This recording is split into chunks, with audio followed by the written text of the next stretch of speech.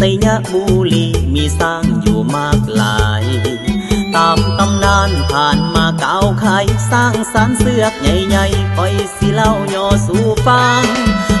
ก่อนที่มีนายพันเก่งกล้าไล่ยิงสร้างม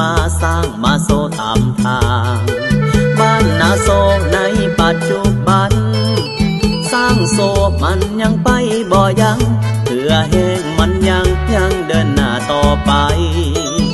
นายผ่านอย่างนำสร้างบ่หยุดย้อนทอดบ้านนามอนบ่อนมอนปืนตกใส่ฝนก็ตกทางก็หกเหลือหลาย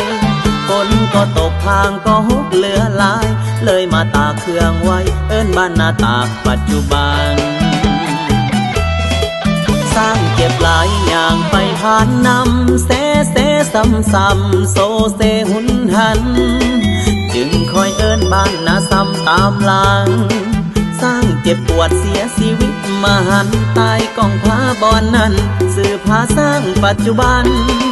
เล่าให้ฟังพอหอมปากหอมคอฟังกันโดยย่อพอให้หูบอนสำคัญเดี๋ยวนี้สาวไสยะสืบตำนานเดี๋ยวนี้สาวไสยะสืบตำนานจึงค่อยได้สืบสานบุญสร้างมาดังทุกวัน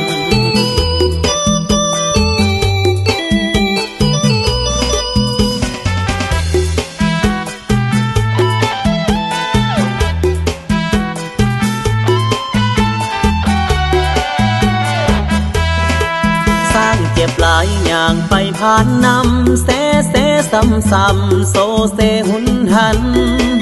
จึงคอยเอิ้นบ้านนาซ้ำตามหลังสร้างเจ็บปวดเสียชีวิตมาหันตายกองพาบอนนั้นสื่อพาสร้างปัจจุบันเล่าให้ฟังพอหอมปากหอมคอฟังกันโดยย่อพอให้หูบอนสำคัญเดี๋ยวนี้สาวไสยะสืบตำนานเดี๋ยวนี้สาวไสยะสืบตำนานจึงค่อยได้สืบสานบุญสร้างมาดัง